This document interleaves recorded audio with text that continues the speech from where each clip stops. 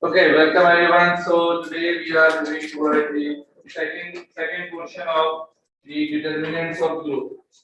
In the first portion, first of all, we have defined what is the model of growth, and then define what is productivity, and then actually we are doing the determinants of productivity. And the more the determinants of productivity are actually will be reason for growth. Okay, so we did the first determinant in the previous session, that was how to increase capital per labor. Okay, so capital, since it is coming from saving, so it was actually a part of saving and investment. Now, since the second question is human capital per labor, human capital per labor. So we start with education and skills.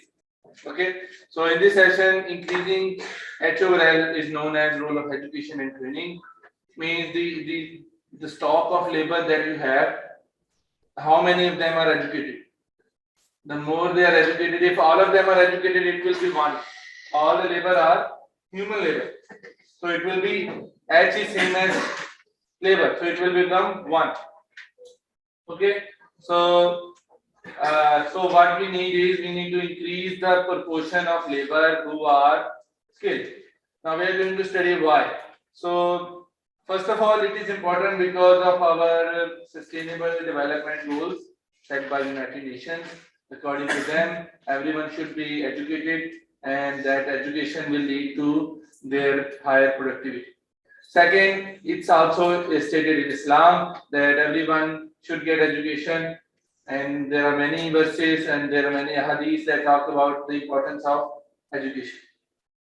Okay, so so we talk about that ilm. Okay, so why education is necessary? We talk in terms of economics. Okay, education is called investment in human capital. Thus, it increases human capital per labor. So more people are educated, the higher the HOL number will be. It is important because we can see the difference between the wages and the job type of skilled and unskilled worker.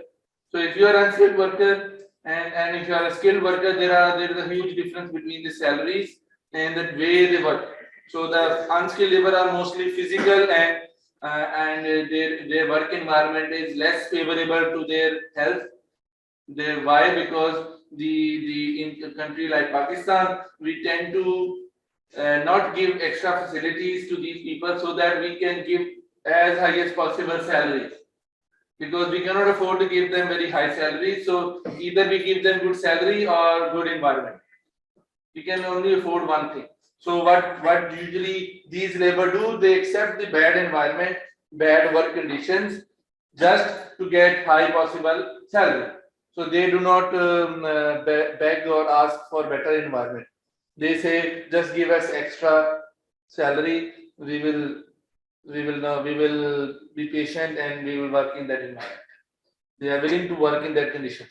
But if a person is educated, he knows his labor rights, and usually when you are working in an environment where there are educated people and they know their labor rights, so the company tend to give them extra facilities because they know that they can go in the court to ask for the compensation for the health and health or injury that may cause.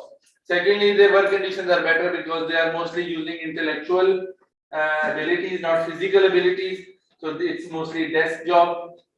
Okay? So educated people tend to have better work environment. They have a sitting place, they have a proper lunch break, they have a proper dress code, they have proper salaries and other facilities that some companies give. It depends upon how high the education is. Clear? So in some companies, if you are at director level, you get a car or a house. So these are the facilities that you get when you are human capital. H. Okay. So as you get training and education, labor has to attend the institute or leave the work, which reduce the output and possible income. So the problem is when you try to or move towards becoming a human capital, you have to go to education. You come to university for undergraduate or masters or PhD. It means in that time you are not in job. So what is happening is tentatively what will happen is, let me draw example here. So what will happen is, let me build it up. So here.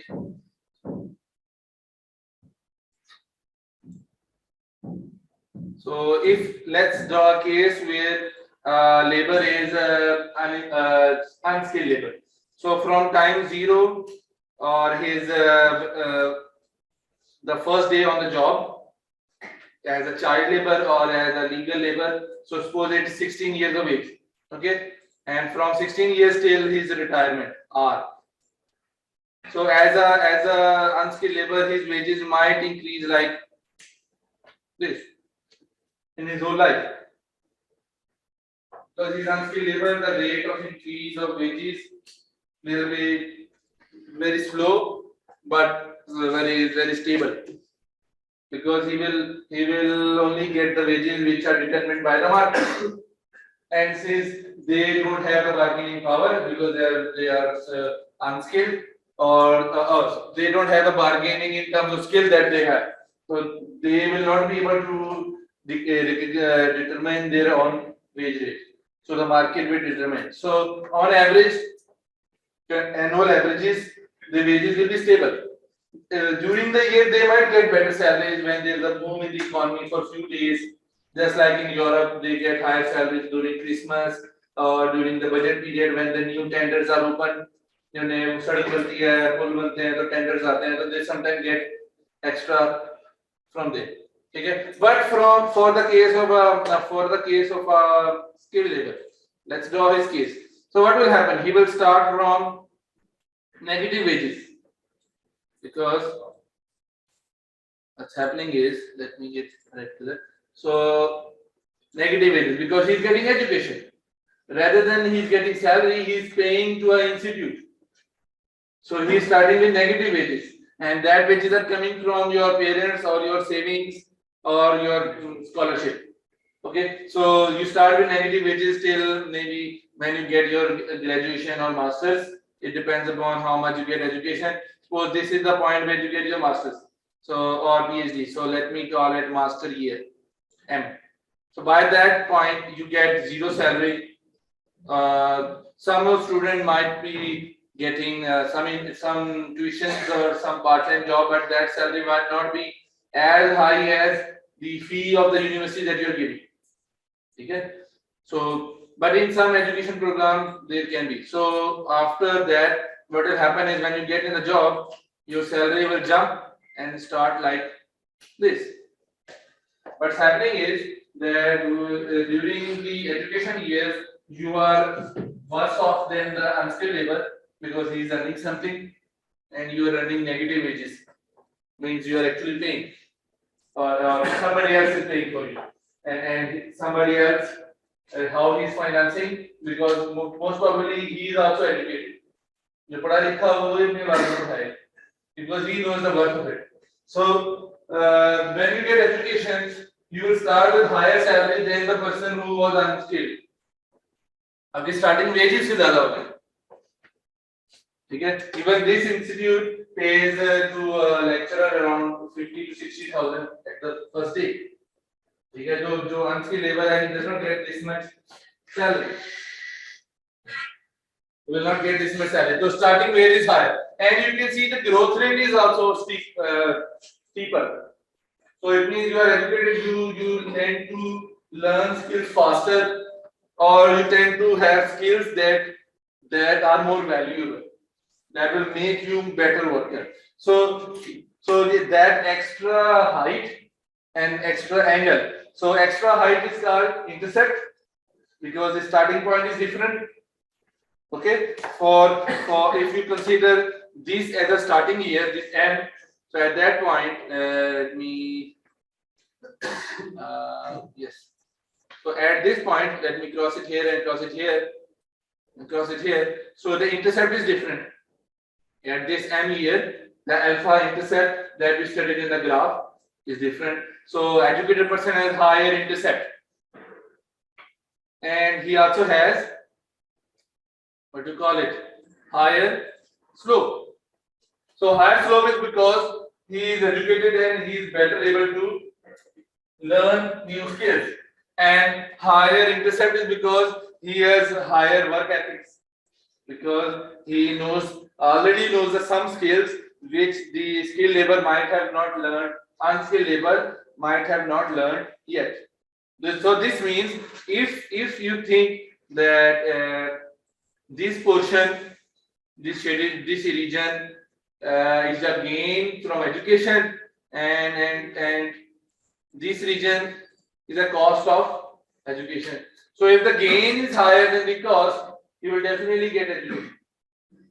You will cover up the lost years when you think. So that's why in most cases that star portion is bigger than the question mark portion.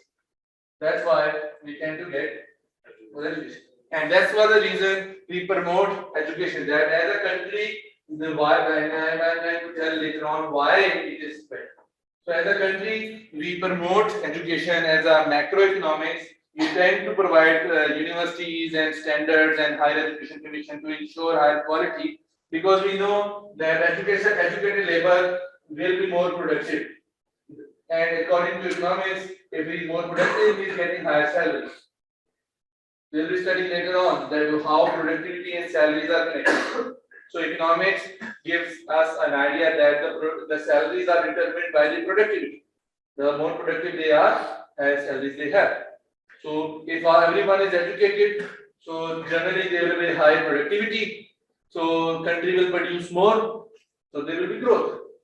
And if there is growth, there will be more salaries. So everyone will be richer as compared to the unskilled labor status. Clear? So this way we claim that higher education is better for growth or better for productivity. Okay, let's see. Let me clear.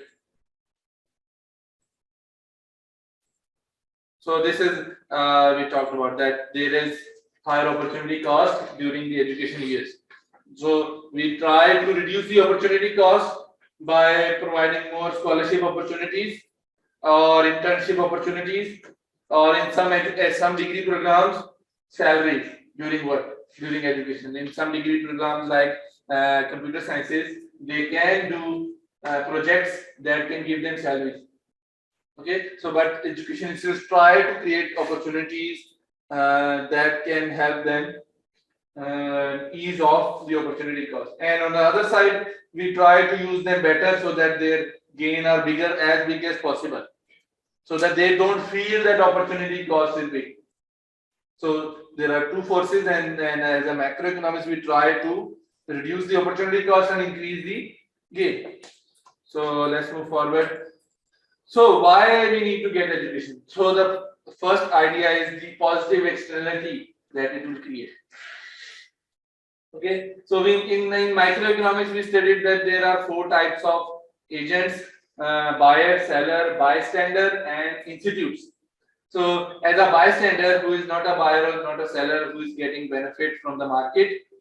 So if everyone is educated, so there will be more peace in the society, more growth in the society. So everyone will be better off. Consider you are living in a street where everyone is highly educated. You will tend to see that they greet each other and they tend to create a harmony in the society. But as compared to us in a street where you're living, where the unskilled labor are living, they tend to be less harmony among them, because they are physical labor. They tend to not to meet each other because they are too tired after work. Okay? And their hard work in the job is affecting their family lives. So there is less harmony in that region. So positive externality describes how education can benefit and growth in the society. जब पढ़े लिखे लोग ज्यादा होंगे तो society में benefits भी ज्यादा होंगे.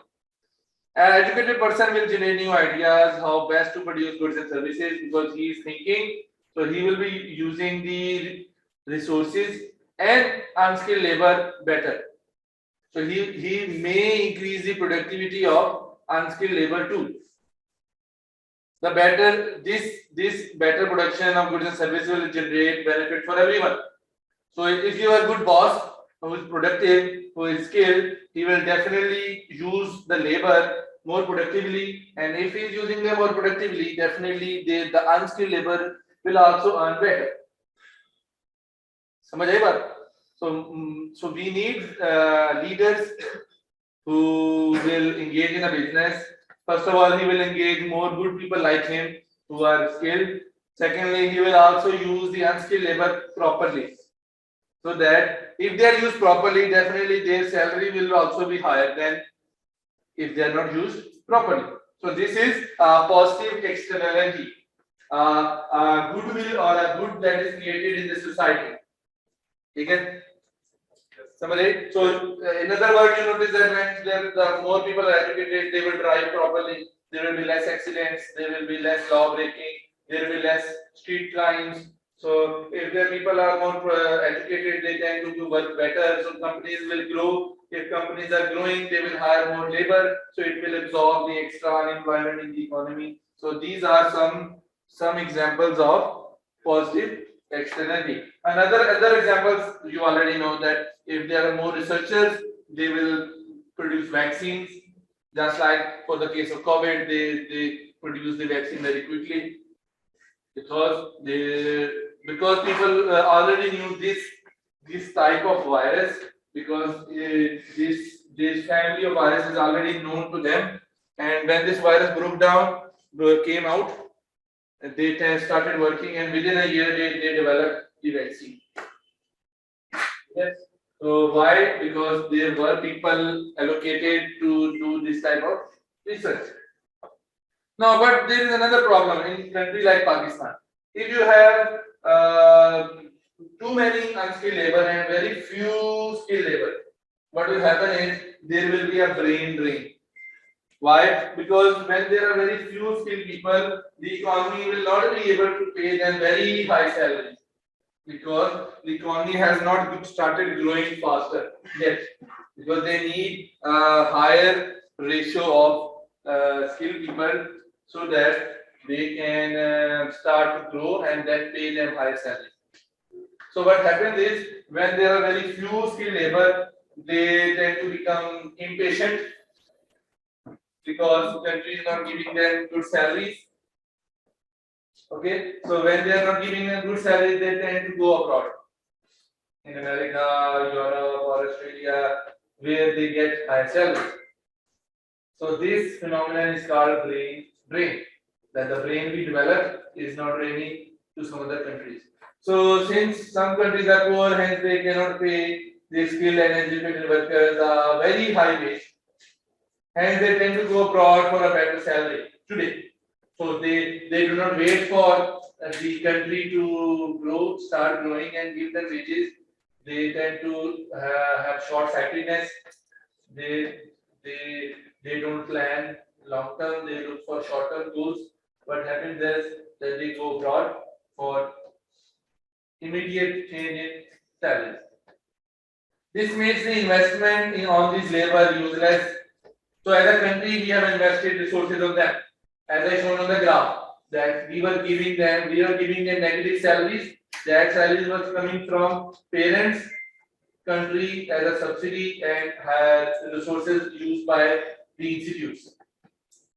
Okay, so that negative portion was the investment done by the society, as parents, as a country, as an institute. Somebody was covering that cost. Okay, most probably it is parents.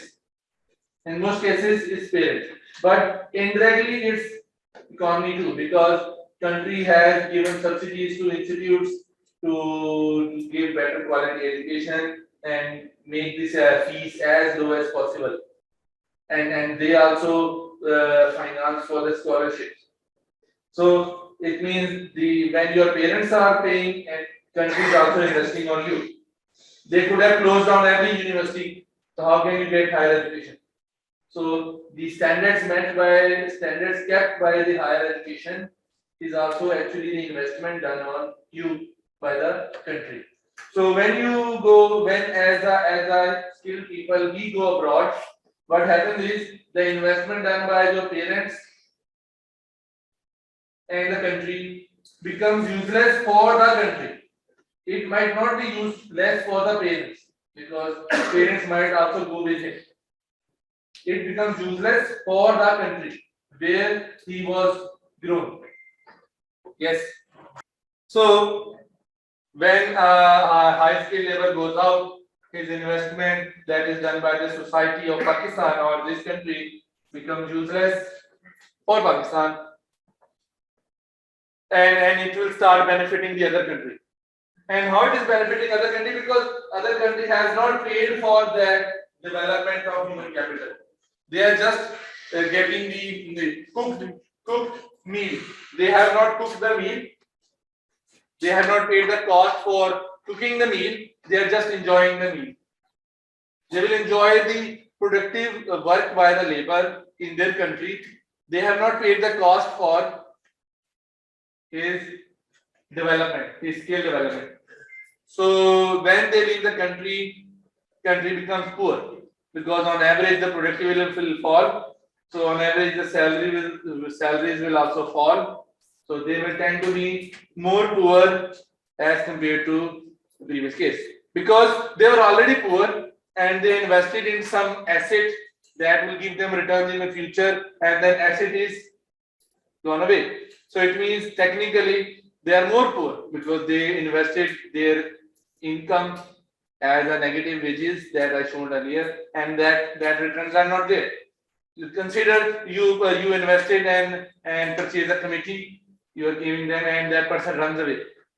So what will happen? On average, you are more poor because you sacrifice your consumption to save for that committee, and when your turn comes after a year and he runs away.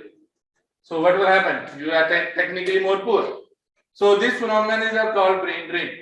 So and there is another dynamic that let me discuss here.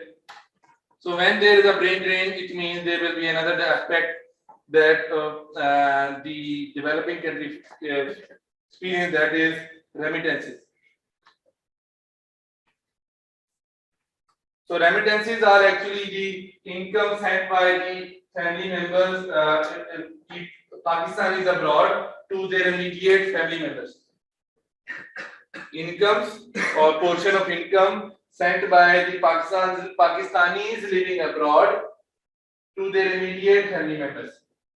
These remittances are good source of foreign reserves for a country. Okay, so what will happen? There will be inflow of foreign income. It will be in foreign currency. So it will help stabilize exchange rate because you need dollars to buy imports. So say if remittances are coming, you have some inflow of dollars that you can use to finance your imports. Your currency exchange will not face the burden of over demand of dollars. So your dollar exchange rate will not go up very fast as compared to if remittances are not there. But the problem with this remittances is it only stay for one generation. So if I go abroad, I will send my income portion to my parents until they are alive or until I am alive. Okay, and if I move my parents with me, the remittances will go away.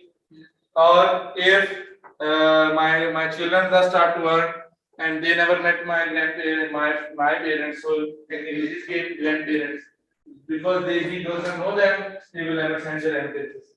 He might send because if I am alive, if I am sane, but if I am not there, or my or his grandparents are not there, he will never send to his cousins living in Pakistan or his uncles. Okay, so the remittances will be not there. Thirdly, even if you are sending to a family that they are not spent on productive ventures as compared to what that human capital would had used. Now, what that meant is that if the human capital was here, he would have spent it on more productive sources because he's skilled, he's knowledgeable. But when he's sending to somebody in Pakistan, that the people in Pakistan on average are less productive than him, so their use of resources will be less productive than him.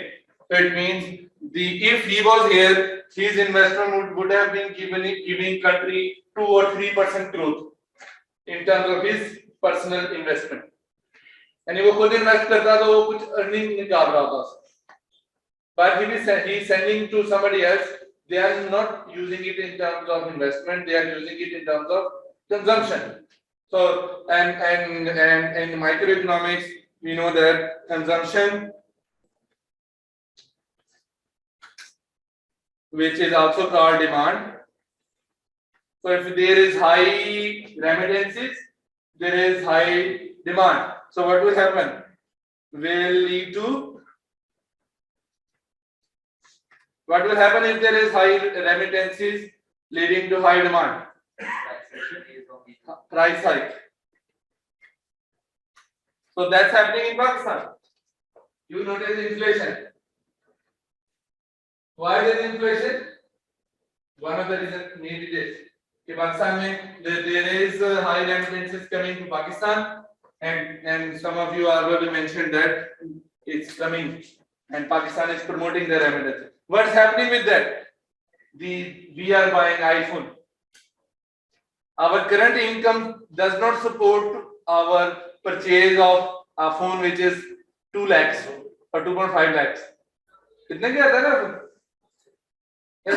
So if your income does not support that demand, what will happen? There will be a demand pull inflation. You are demanding goods that are too expensive as compared to the incomes that you already have.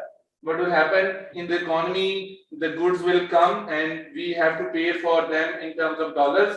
So our exchange rate will go up. It means the phone will become more expensive, and you generally see other things becoming expensive because the dollar has gone up.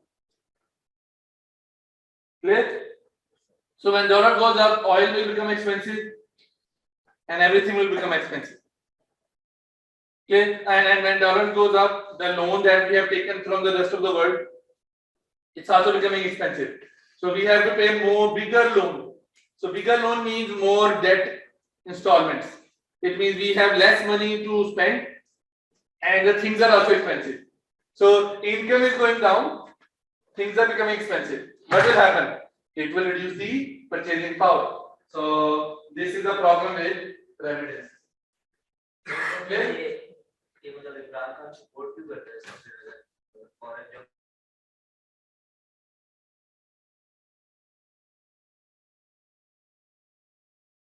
So I'm summarizing. In this section we talked about that it's a long process to create human capital, and it requires investment from both sides, household and society. Poor economies tend to face high brain drain because means that they cook or they prepare the human capital and he moves away. And then education, but education, if she stays in the country, has a positive externality. Okay, so this was the topic, the points discussed for skilled labor. Then we talk about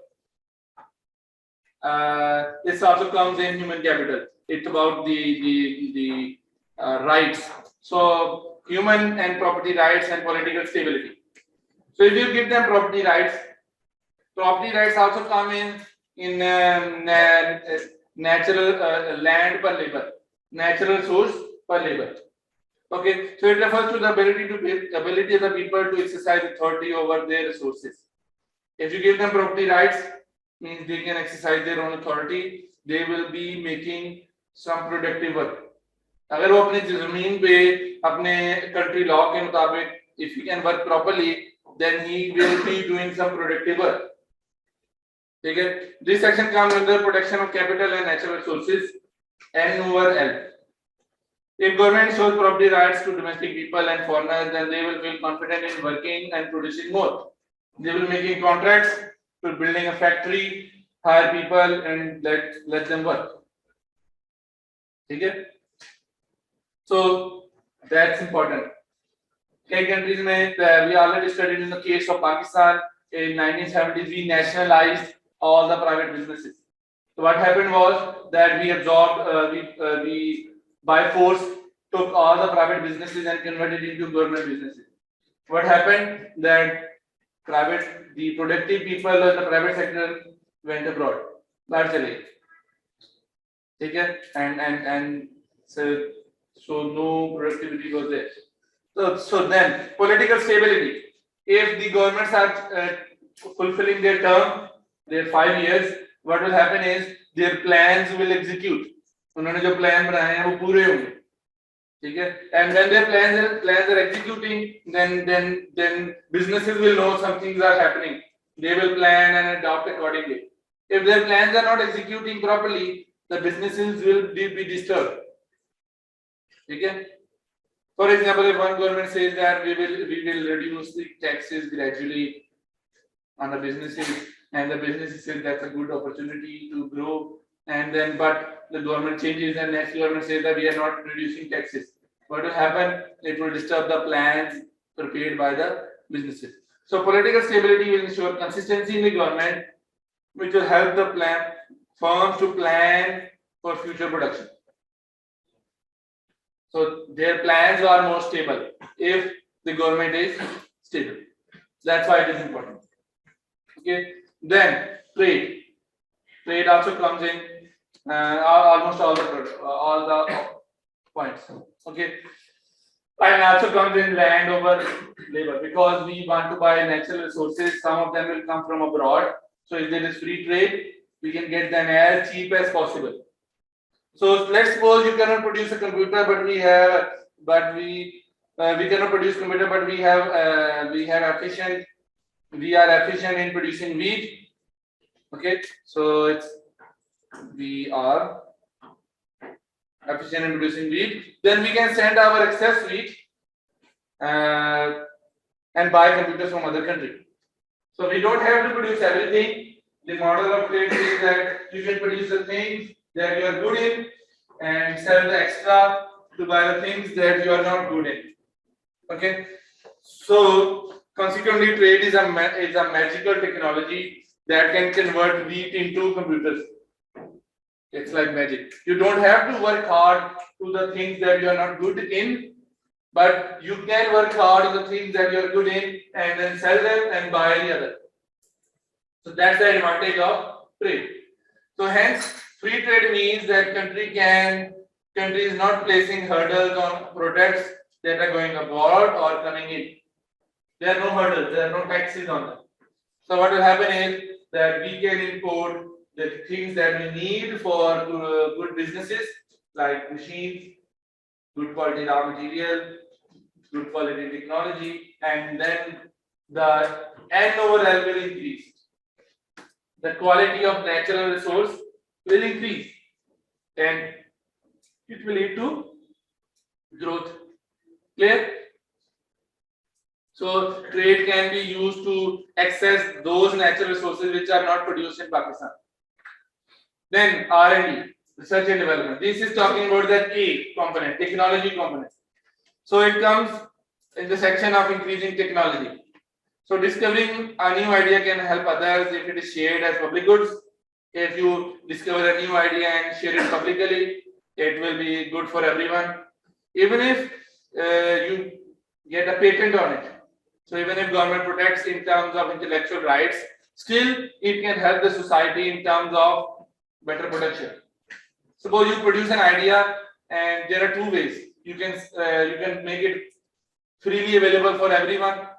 So it means everyone will be benefited. Just like there was, I think it's Volvo company who invented that belt in the car. Okay, safety belts. But they didn't applied for the patent. for that idea because it was good for everyone. They publicly shared the idea to all the companies. That's why now every company has that seatbelt. So that research is shared to everyone. But on the other side, if they have not shared it, अगर वो share ना भी करते and apply for the patent, what would have happened? That their cars would have become more safer, their production will grow, and their production will help others. Anyways, so research and development can help in both ways.